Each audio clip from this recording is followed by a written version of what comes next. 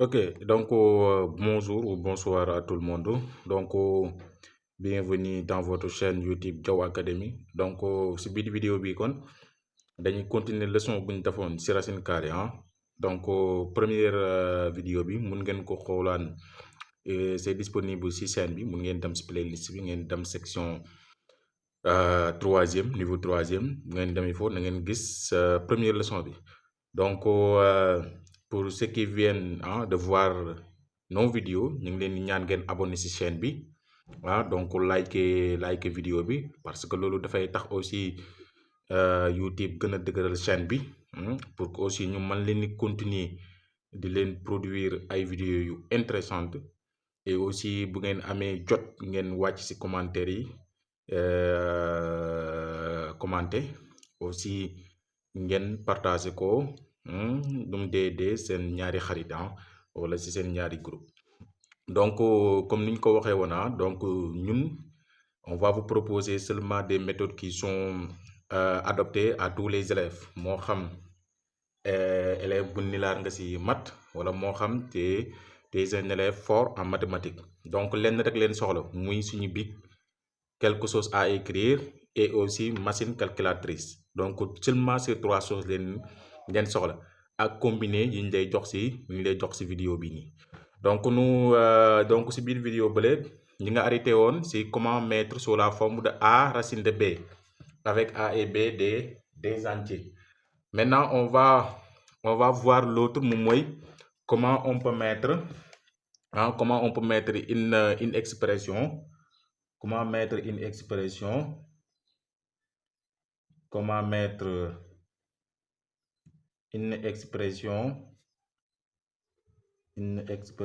sous la forme comment mettre une expression sous la forme de a plus b racine de c. Donc jàpp leen bu baax ne si biit vidéo bi lay waxoon ne ni ne toujours lu war a nekk si biit racine bi daa war a nekk nombre positif. Kon ici on sous-entend que c bii nii daa war a nekk nombre positif. Donc on va prendre seulement ay exemples pour wan leen ko on va prendre des exemples. Donc exemple ici. Donc premier exemple bu ñuy jël exemple bi donc on peut mettre comme a comme si on nous donne une expression a comme ça on nous dit que a égale racine de 25 plus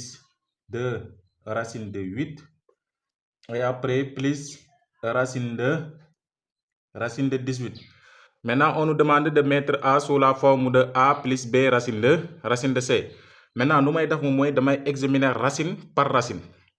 Maintenant lu may njëkk a xool moom mooy est-ce que racine bi ñu ma jox c'est un carré c'est la racine des carrés parfaits.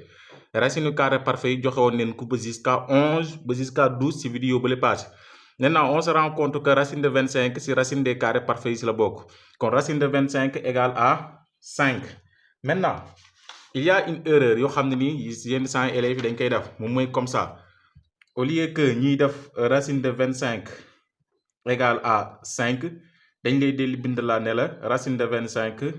égale racine de 5 c'est-à-dire dañuy indiwaat racine bi. Donc là il ne faut pas le commettre donc carré parfait yi racine bi daay dëñ loolu mooy objectif bi racine bi daay dëñ c'est égal à directement lu ñu élevé au carré mu jox ju lu nekk ci biir racine bi noonu donc c'est la même chose comme par exemple mu noon racine de 4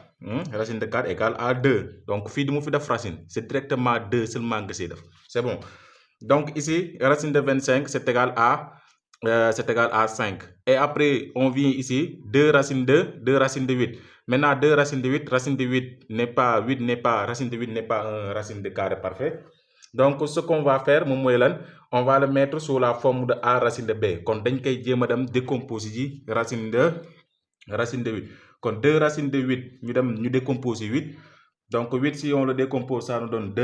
2 4 2 2 2 2 et là ça va nous donner 1 comme ni ñu ko waxee woon méthode boobu noonu ñu xool ñaari nombre yu niroo mi ngi nii donc ban chiffre la chiffre 2 kon égal à combien 2 bi la ñuy jël multiplier 4 lu nekk ci kanam racine bi muy lan 2 fois 2 ça fait 4 4 ñu xool ban nombre des 2 ñu dugal ko fii si biir racine bi kon ce sera égal à quoi kon ici kon 2 racine de 8 c'est égal à 4 racine de 4 racine de 2. On fait la même chose avec le racine de 18. Donc racine de 18 aussi, c'est la même chose. On va décomposer 18. Donc 18, c'est égal à combien? 2, 9, 3, 3, 3, 1. ñaari nombre yu niroo ban chiffre la chiffre 3 donc après ma jël chiffre 3 bi multiplier ak lu nekk si kanam racine waxoon neen fii bu ñu fi bindul dara 1 moo fi nekk kon c'est 3 fois 1 égale à 3 ma dóor sama racine ban nombre fi des 2 ma dugal ko fii nii kon racine de 18 égale 3 racine de 2 kon c'est égal à 3 racine de 2 et après damay fàttaliku comme quatrième bi comme quatrième si développement yi ñu doon def noonu donc bu ñu defee nii gis nga 2x plus x donc c'est égal à quoi damay xool xam nga lii x la vous voyez gis ngeen x la donc damay additionner seulement les nombres qui sont devant donc là c'est 2 là c'est 1 moo fi nekk kon 2 plus 1 ça me donne 3 ma indi x bi donc loolu laay def fii nii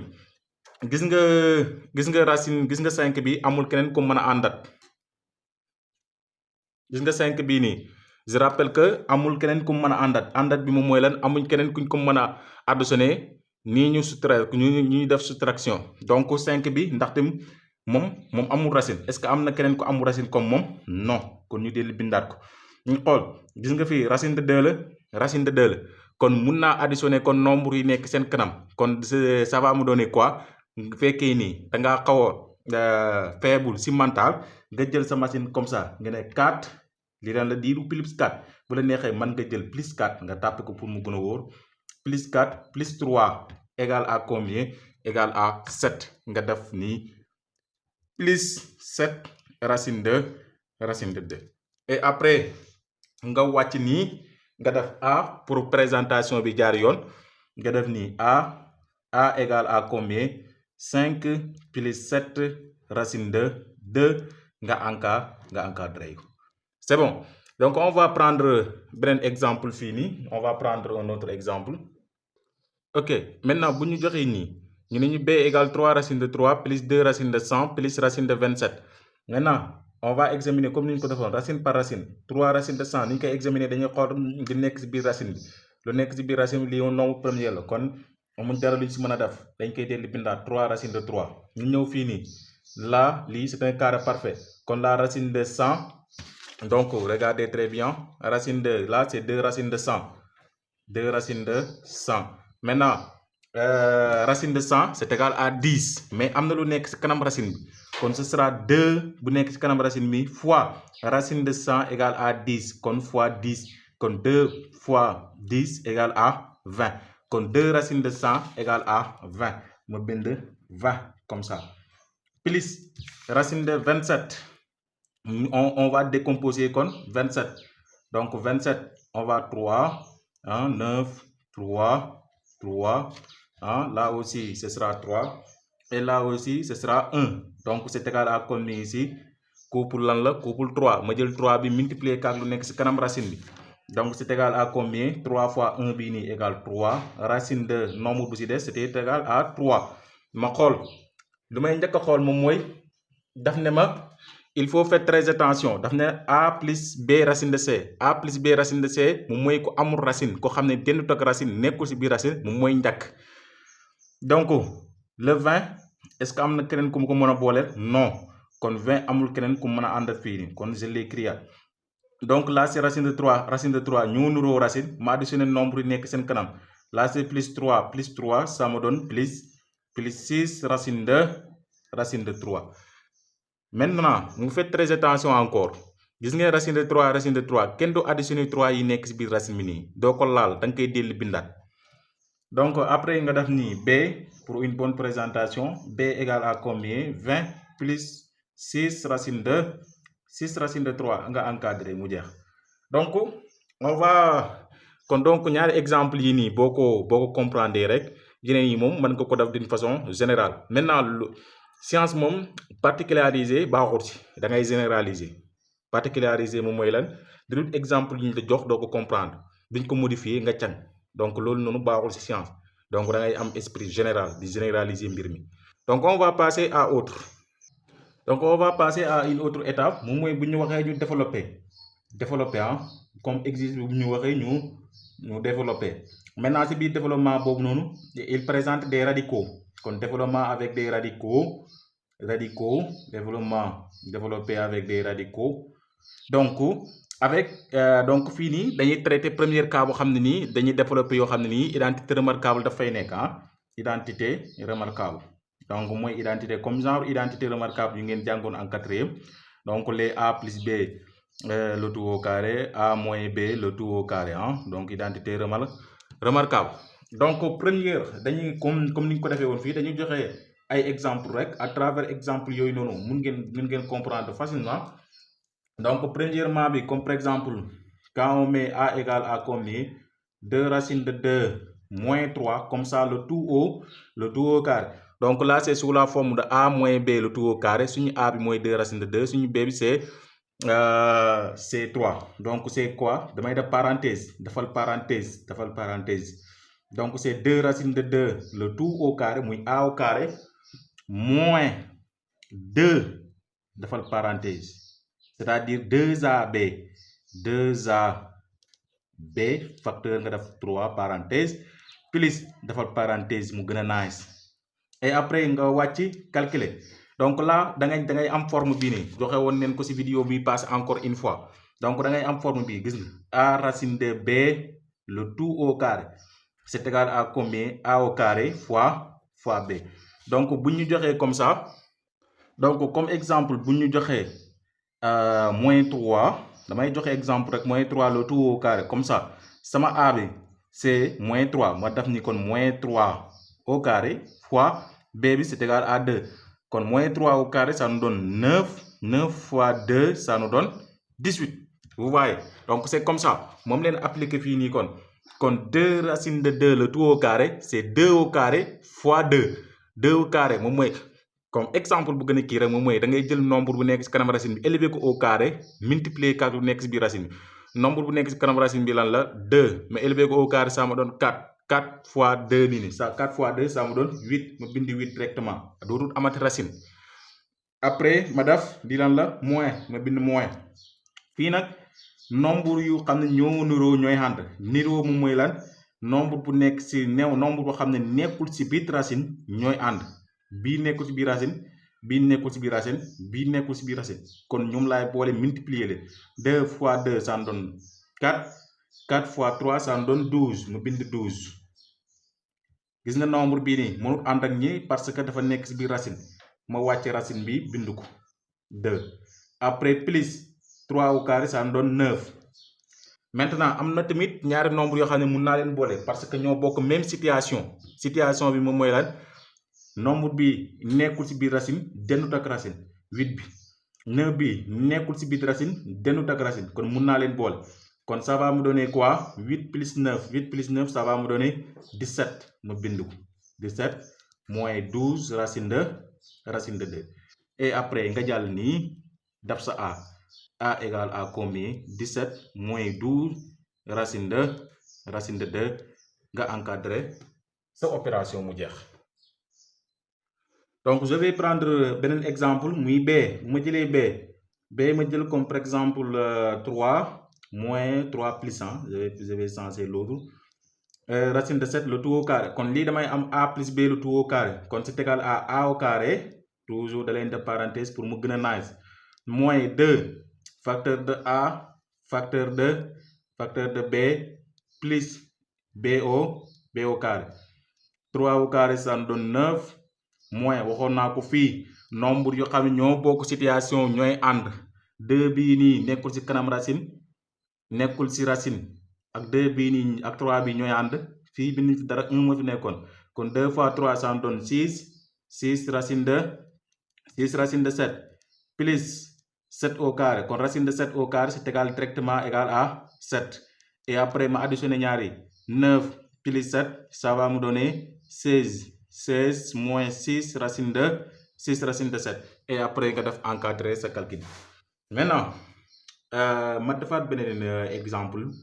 pour mu gën a leer. Am na beneen comme genre bii nii 2 racine de 2 moins 3 racine de 7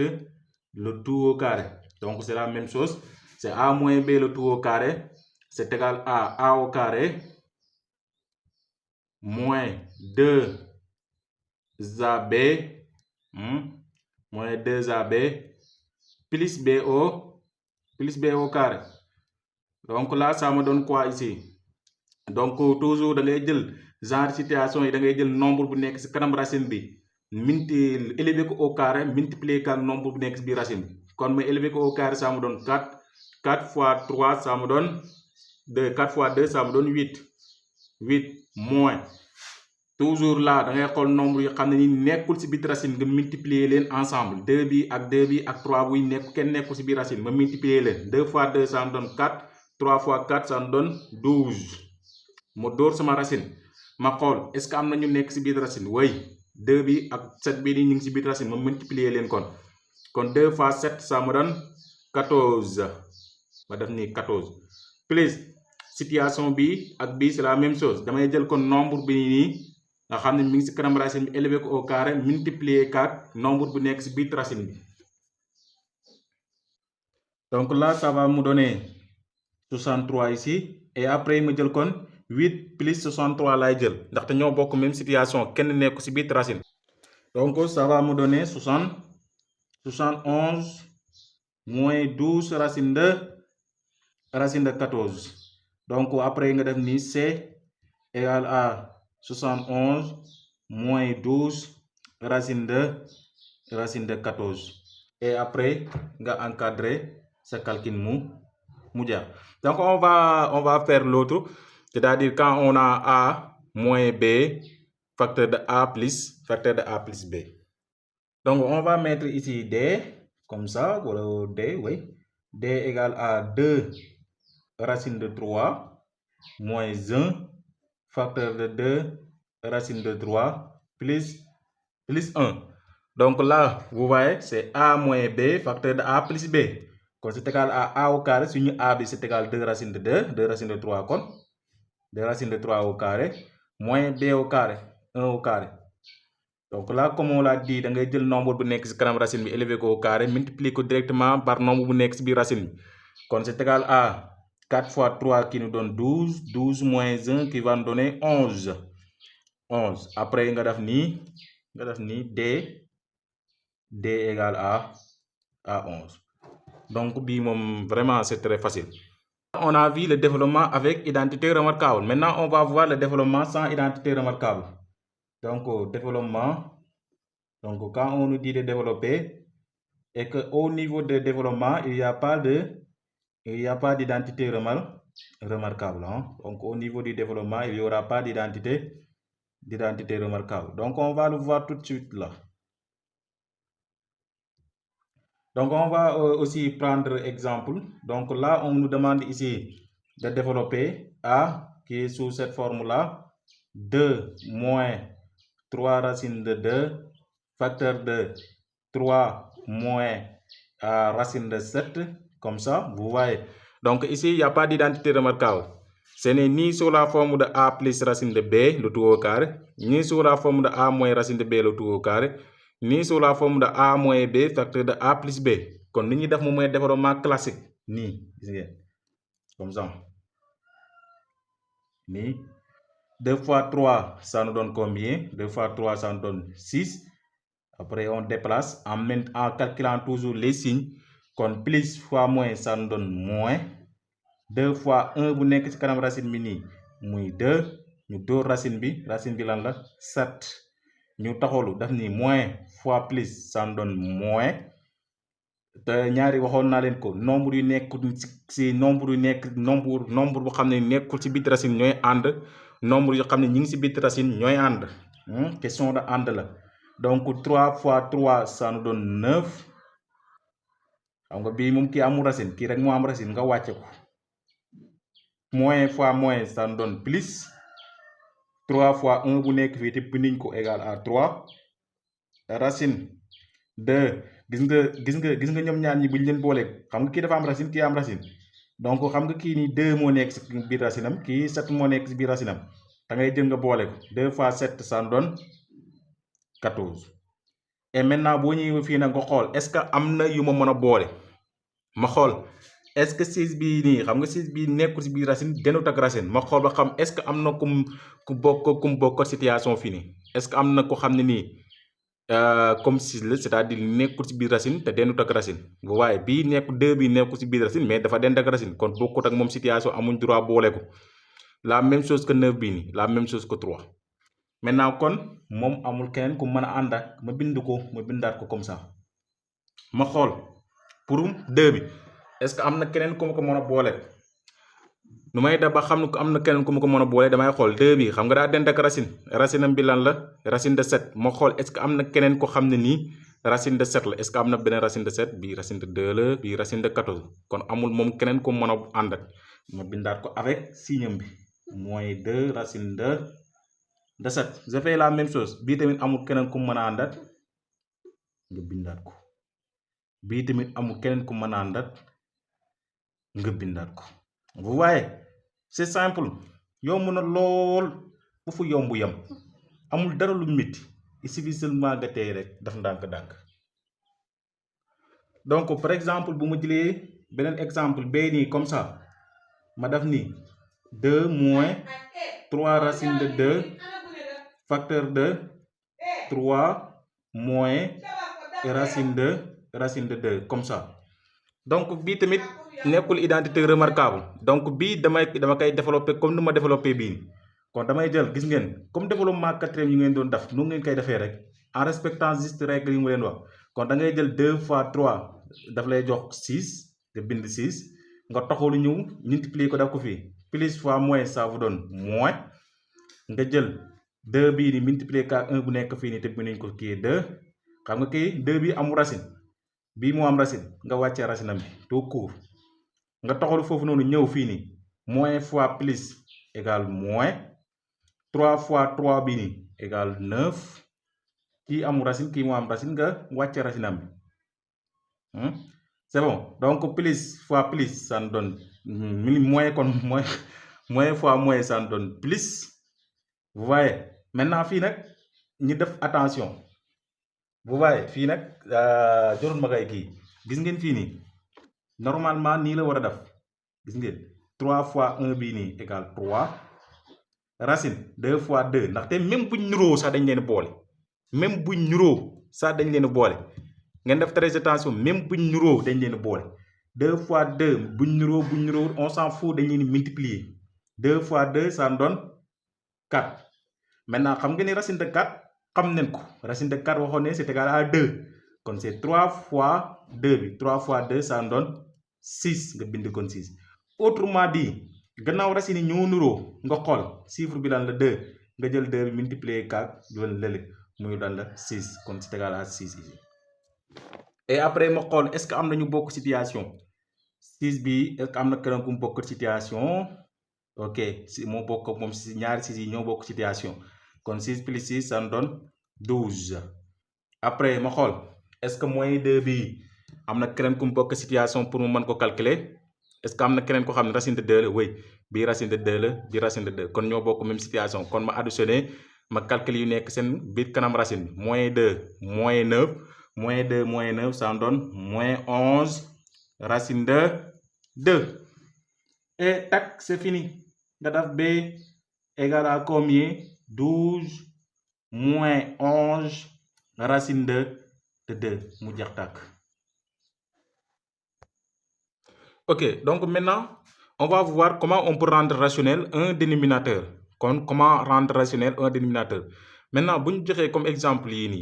nous rendre rationnel le dénominateur. Maintenant, on nous dit rendre rationnel, comme nous racine bi, comme nous avons A, B, 2 c'est racine de 2, comme son dénominateur c'est racine de 2. Maintenant, racine de 2 n'est pas un nombre rationnel, c'est un nombre irrationnel à cause du radical. Donc, c'est là où on va faire appel à la différence entre nombre rationnel et nombre irrationnel. Donc, racine de 2, c'est un nombre irrationnel. Quand on va le rendre rationnel. Pourquoi on est irrationnel? À cause de ce radical-là. Maintenant, pour le rendre rationnel c'est simple moom mooy comment on peut nu ñuy def ba génne radical bii mais teg ko ci règle mathématique. Maintenant on va se souvenir dañuy rappeler wu un petit peu ci formule amoon na benn formule yoo xam ne bañ ñu waxee racine de a nii a bii nii bañ ko élever au carré c'était directement égal à a c'est-à-dire que kon racine bi mun leen ko supprimer en mettant directement en l'élevant directement au carré donc ça veut dire quoi bu ñu ko élever au carré rek racine bi day deñ maintenant kon il faut ñu élever ko au carré donc je vais mettre comme ça a égale à 2 sur racine de 2 le tout au carré donc maintenant damay def nii kon racine de 2 le tout au carré mais maintenant problème bi moom mooy lan problème bi mu ngi mel ni comme par exemple xam nga racine de 2 au carré racine de 2 au carré c'est égal à combien c'est égal à racine de 2 fois racine de 2 donc dafa mel ni kon dañ ko multiplier dénominateur bi dañ ko multiplier par racine de 2 te lépp loo def ci suuf da nga ko war a def ci kaw bu ma multiplier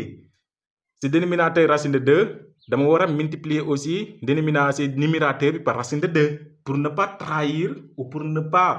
violer les règles mathématiques kon ma def ni 2 facteur racine de 2 vous voyez maintenant fii bu la neexee def facteur bu la neexee aussi nga bàyyi ko mais nag am na cas yoo xam ne nii il faudra mettre facteur donc après ma def comme ni ñu waxoon comme que multiplication da ngay jël nombre yu nekk nombre yi identique yi 2 fois 1 bu nekk fii égal 2 da nga xam ni 2 racine de 2 lii racine de 2 le tout au carré c'est égal à 2 donc vous voyez 2 bi ak 2 bi ñoo bokk même situation le 2 il est en haut et en bas ma barré ko donc c'est égal à combien racine de 2 vous voyez donc c'est racine de 2 sur 1 c'est un nombre rationnel mu jeex nga dem ci b bi b c'est égal à combien ici 3 racine de 2 sur moins 3 le tout moins 3 racine de 2 donc j'ai fait la même chose donc c'est 3 racine de 2 ma multiplier ko par moins 3 racine de 2 le tout sur moins 3 racine de 3 là c'est 3 moins 3 racine de 3 donc le tout au carré là c'est moins 3 fois moins 3 ça en donne moins 9 racine ma boole nombre yi nekk ci kanam racine 2 fois 3 ça en donne 6 le tout sur combien vous voyez ici c'est 3 au carré ça en donne 9 donc bu leen inquiété aussi moyen bii nii tax daay sauter à cause du puissance pair donc 3 au carré ça en donne 9 9 fois 3 ça en donne 27 donc ñaari nombre yi mën nañ leen simplifier donc mën naa la diviser par 3 donc ça va me donner quoi ici moins 3 donc mën naa ko même diviser par 9 par 9 donc ça va me donner 9 divisé par 9 ça en donne 1 donc racine de 6 sur 3 et mu jeex 3 c'est un nombre rationnel c'est aussi beneen cas la moom dafa wutee cas yi ñu doon le cas de A et de B C bi daa wutee cas de A et de B donc C bi on a dit 7 7 le tout sur 3 racine de 2 moins 3 donc là je rappelle que exercice yi moom tout simplement moom mathématique moom leen rek la laaj muy exercice sur exercice tout court donc regardez fii nii dama leen yóbbu fii nii gis ngeen bañ amee a moins b facteur de a plus b gis ngeen résultat bi xam nga ne amul racine gis ngeen ko te lii moom mooy suñu objectif résultat ñàkk racine donc qu'est-ce qu'on a fait kon ici pour éliminer racine dafa mel ni kon gis ngeen lii rek leen sens gis ngeen signe bii kon là ça nous donne quoi ça nous donne l'impression qu'on l'a multiplié par son expression conjuguée donc on va multiplier en bas par son expression conjuguée donc waxoon naa leen si racine si cours bële ne expression conjuguée ñaar la mais bu ñu see gën a utiliser mooy boo xam ne dañuy changer signe bu si digg bi donc plus 3 donc loolu tamit dama ko war a multiplier si kaw muy expression conjuguée bu ma yokk nii si suuf dama ko war a aussi yokk ko si kaw aussi donc 3 racine de 2 plus 3 maintenant bu ma defee lii nag ba pare gis ngeen attendez je vous montre kon bu ma defee lii ba pare dama ko war a ma commencé nag calcul bi 7 fois 3 fois 7 ça me donne 21 racine de 2 plus 3 fois 7 21 et après là vous voyez là dafay dañuy am identité gis ngeen a moins b facteur de a plus b kon c'est égal à combien a au carré moins b au carré là toujours ma bind ko ndaxte aw ma fi dara lu ma mën a calculer 21 racine de 2 moins plus 21 kon 2 fois 9 18 moins 9 et après nga continuer sa calcul toujours nga bindaat ko ndaxte amoo fi dara loo fi mën a calculer plus 21 sur combien sur 9 mu jeex et c'est fini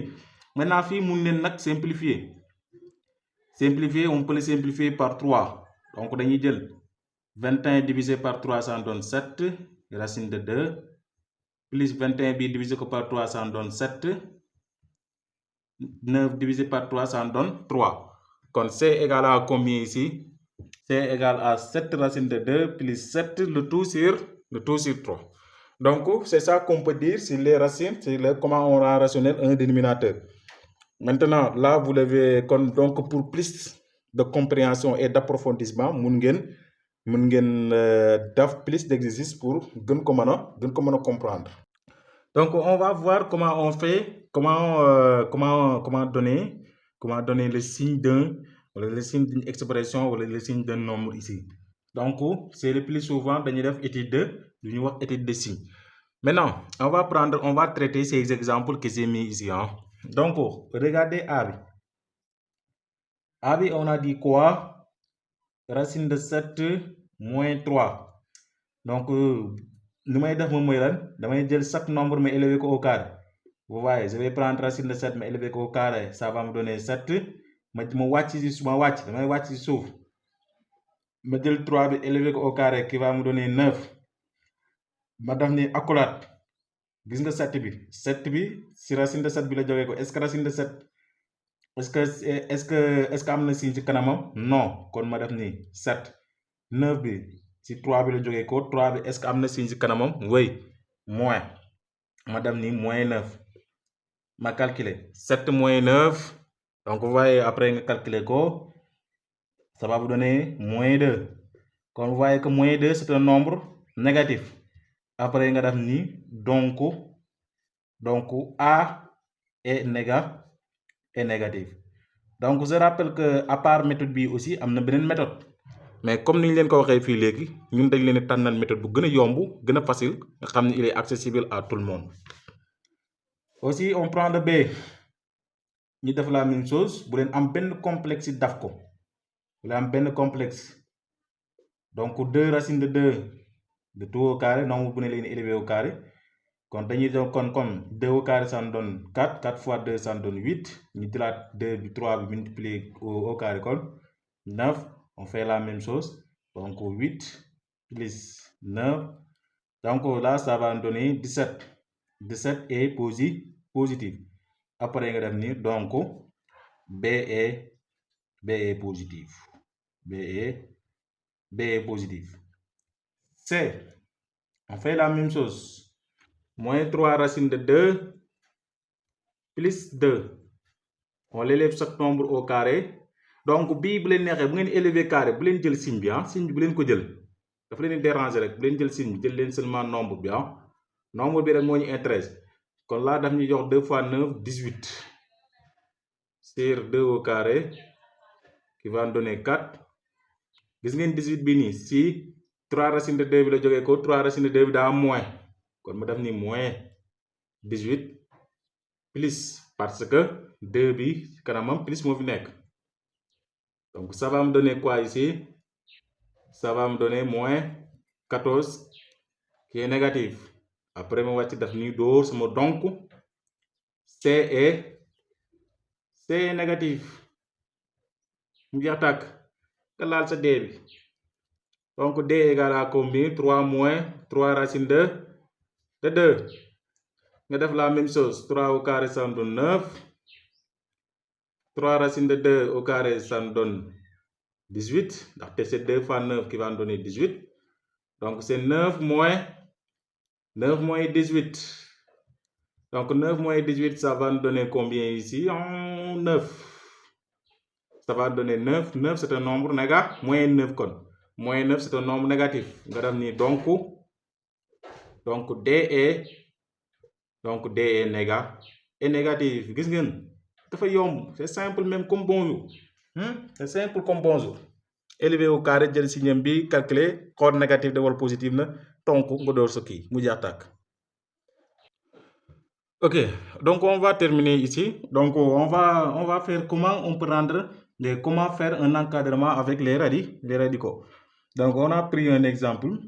Comme par exemple, si on nous demande ici, on nous dit de donner un encadrement de A qui est égal à 2 racine de 3 moins 7 et B égale à 3 moins 2 racine de 3 à 10 puissance moins 2 près,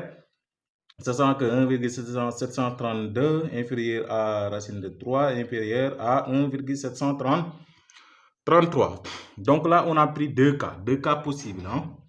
ñaari cas yii nii waxoon naa leen sànq ne mathématique wala science kenn du ko particulariser science c'est quelque chose yu ñuy généraliser kon donc à travers exemple ñu joxe ni il faut essayer de le généraliser. ok donc ñaari cas yu ñu gën a intéressé fii moom mooy cas bu xam ne nii kanam racine bi gis nga kanam racine bi signe bu fi nekk positif beneen cas bi moom mooy kanam racine bi signe bu fi nekk négatif. donc moo xam nag racine bi daa nekk ci gannaaw wala ci kanam loolu on s'en fout li ñu intéressé moom mooy signe bu nekk ci kanam racine bi c'est-à-dire nombre bu nekk ci kanam racine bi signe bi lan la. maintenant ñu traité première kii bi bu ñu jox A égale combien 2 racine de 3 moins 7 donc lu may njëkk a def moom mooy encadrement bu mu ma jox ni laay njëkk a bind dama koy dellu bind 1,732 inférieur à racine de 3 inférieur à 1,733 ma xool gis nga kanam racine bi 2 moo fi nekk gis ngeen buñ takkalante ni ça veut dire que c'est une multiplication donc comme que plus la donc damay jël multiplier partout par 2 madame ni ce qui implique que ma multiplier ici par 3 par 2 kon ci kanam fii nii 1,732 inférieur à fii tamit ma multiplier par 2 fois racine de 3 fii tamit ma multiplier par 2 1,733 donc ngeen def très attention amul multiplier fii par 2 bàyyi fii wala fii ñoom ñëpp 3 yëpp ngay multiplier par lu nga multiplier fii yëpp nga koy multiplier après ma jël sama machine ma tapé ko donc ma jël 2 fois 1,732 donc ça va me donner quoi ici 3,462 3,464 là c'est 3,464 inférieur à 2 fois racine de 3 c'est 2 racine de 3 2 racine de 3 inférieur à ma jëlaat sama machine tapé ko 2 fois 1,733 donc ça va me donner 3,436 après lan moo si topp moins 7 je fais kon moins 7 laay def lépp moins 7 fii ma def ni ma bind 3,464 teg si moins 7 ma ñëwaat fii nii dóor sama 2 racine de 3 bi teg si lan moins 7 ma dóoraat lii nii 3,466 dóor si moins 7 et après là nga jëlaat sa machine def nii 3,464 moins 7 ça me donne combien moins 3,536 moins 3,536 inférieur à lii mënuma ko calculer fii mënuma fi calculer dara 2 racine de 3 moins 7 inférieur à ma def la même chose ici 3,466 attendez 3,466 moins 7 ça me donne moins 3,500 moins 3,534 moins 3,534. Et après, il me dit quoi ici? 10 puissance moins 2. 10 puissance moins 2, c'est 2 chiffres après la virgule. 2 chiffres rek laa jël après la virgule. ngeen jàpp bu baax nombre bu war a nekk fii moo war a ëpp nombre bu war a nekk fii. Non, nombre bu war a nekk fii moo gën a war a tuuti nombre bu war a nekk fii nii. Comme que c'est des nombres négatifs, donc je vais faire c'est quoi? 3,554 laa war a jël. Inférieur à, lii xam nga A la ma def nii remplacer ko par A. Inférieur à moins 3,553 kon mu jeex encadrement bi mu jeex. ma jël B bi. B égale à combien ici? 3 moins 2 racine de moins 2 racine de 3. Toujours première étape bi waxoon neen ko mooy bind encadrement bu mu la jox. Inférieur à racine de 3 inférieur à 1,733. Vous voyez ici moins moo nekk ci kanam racine bi 2 moo nekk ci kanam racine bi teg ci moins kon bu fekkee moins la da ngay def ni moins 2 fois. Maintenant nombre yi dañuy changé place nombre bu nekk ci kanam ni mooy dem ci gannaaw nombre bu nekk ci gannaaw ñëw ci kanam. Donc c'est égal à 1,733 inférieur à moins 2 fois racine de 3 inférieur à moins 2 fois 1,732, c'est-à-dire mooy dem ci gannaaw. Donc là aussi am na beneen méthode boo xam ne nii ñoom dañuy changer symbole yi. Maintenant méthode boobu lu tax moom mooy c'est-à-dire que booy bind résultat bi faaw nga tourner ce symbole yi. Donc là on préfère ñun changer directement place changer directement ces chiffres seen place moo gën a gaaw pour ñun. Donc lii calculer woon neen ko fii donc vous voyez calculer woon neen ko fii ça nous donne quoi ici? Moins 1 où est-il ça? C'est là, c'est moins 3. C'est moins 3,466 inférieur à moins 2 racine de 3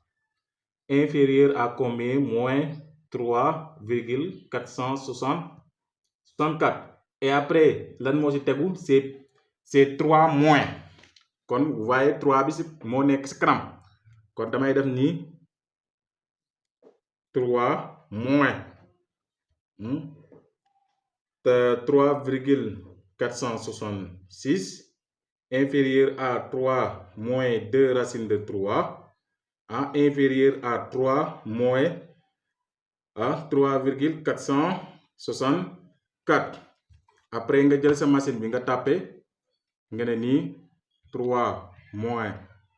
3,466 mu jox la lan 0,466 donc attendez, c'est moins 0, ça doit être moins 0, oui. Kon moins 0,466 inférieur à 3 moins 2 racine de 3 inférieur à aussi là par analogie c'est la même chose. Kon 0,464. Et après là, je vais prendre 2 chiffres après la virgule. Comme ça va me donner quoi? Moins 0,47 inférieur à B inférieur à 0,40 moins 0,46. Donc là, c'est comme ça. ñaari façon encadrement yi rek leen amee. Donc il faut toujours exercer. Donc on arrive au terme de cette leçon portant sur la racine carrée. Donc on a mis en place des groupes WhatsApp pour vous encadrer sur les matières scientifiques. Donc bu ngeen bëgg a adhérer wu mun ngeen ñu def signe donc ñoo waxal leen conditions et d'adhésion yi comme ça. Et aussi sous forme là il y aura des exercices qui seront sous forme de synthèse moom mooy lan moom mooy da ngay gis benn exercice boo xam ne nii dañuy boole yëpp, c'est-à-dire que on vous demande d'étudier les signes, on vous demande de donner l'encadrement, on vous demande de rendre rationnel, tout ça dans un même exercice moom leen way exercice de synthèse. Donc matière yi moom leen rek la laaj mooy exercer gëm sa bopp liggéey tout simplement amul leneen. Donc on va vous dire à très bientôt dans notre prochaine vidéo inch'Allah.